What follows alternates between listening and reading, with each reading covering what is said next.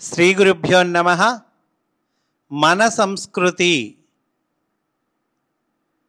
పాశ్చాత్య సాధకులలోని కొందరు భారతీయ సంస్కృతిని గురించి అడిగిన ప్రశ్నలకు మాస్టర్ ఈకే గారు అందించిన సమాధానములు ఈ గ్రంథమున పొందుపరచటము జరిగినది. అటువంటి ఈ గ్రంథమును మనము అధ్యయనము చేస్తూ ఉన్నాము.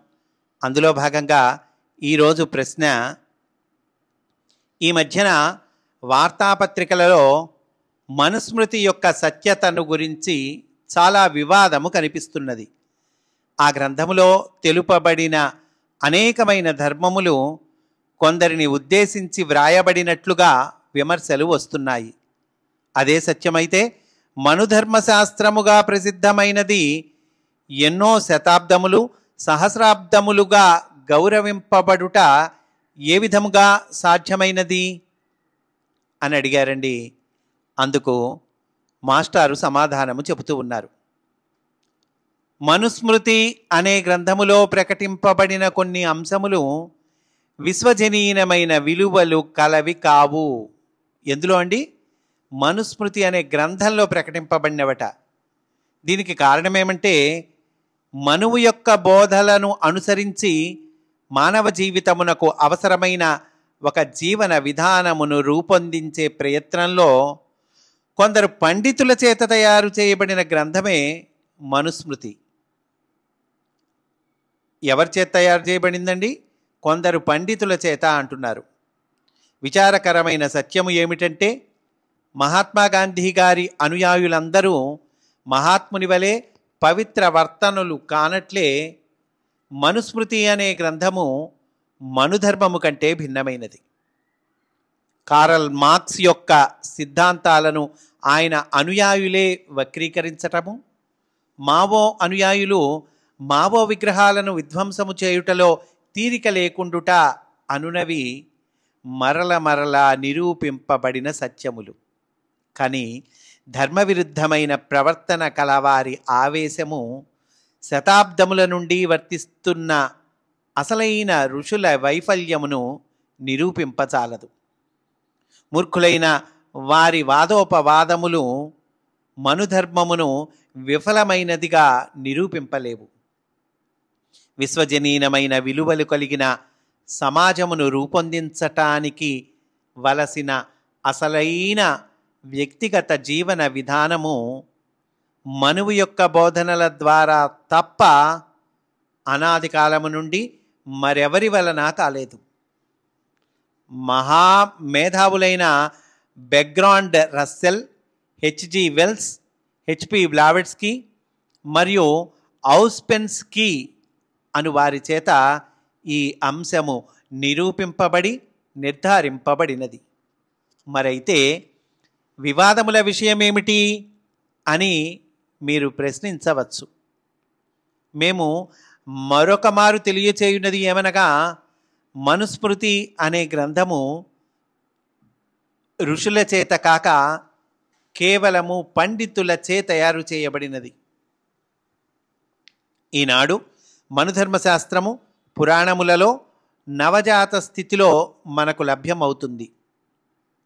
మహాభారతము, భాగవతము, విష్ణు పురాణము, హరివంశములందు ఉన్న మనువు కథలలో మనువు యొక్క అసలైన ఉపదేశములు లభ్యమవుతాయి.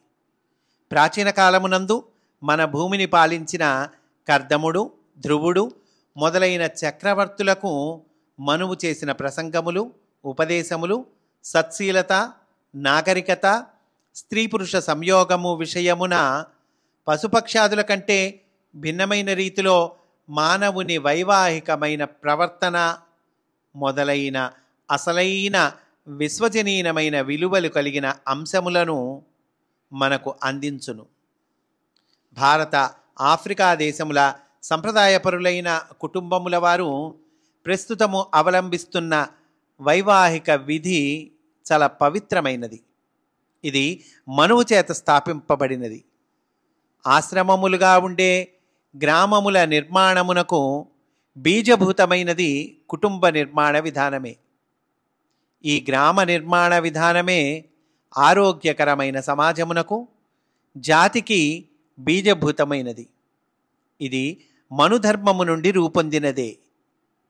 జీవితమందలి 4 ఆశ్రమములు అంటే బ్రహ్మచర్య, గృహస్థ, వానప్రస్థ, సన్యాసములు. అలాగే సమాజము యొక్క 4 వర్ణములు. ఆ 4 వర్ణములు అంటే ఇప్పటి కులాలకు వీటికి ఎలాంటి సంబంధం లేదండి. కాబట్టి ఈ 4 ఆశ్రమములు, 4 వర్ణములు అనేవి మాత్రమే సమాజమును విచ్ఛిన్నము చేసి గొడవలు సృష్టించే మ్లేచ్ఛములైన అనారోగ్యకరమైన మనస్సు కలిగిన వారిచే కల్పింపబడిన అన్ని సమస్యలకు ఏకమాత్రమైన పరిష్కారములు. అంటే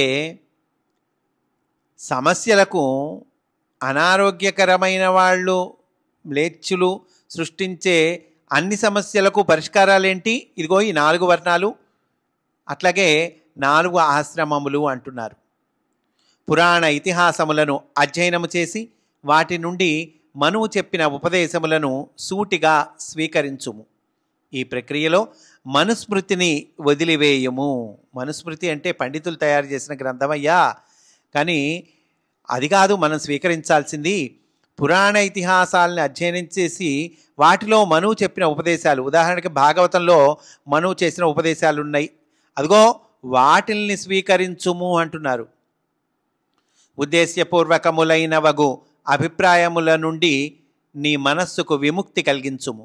అప్పుడు మనువు చేసిన ఉపదేశమునందలి విశ్వజనీనత నీకు తెలియును అంటూ మాస్టారు చెప్పారండి. స్వస్తి. వాసుదేవా.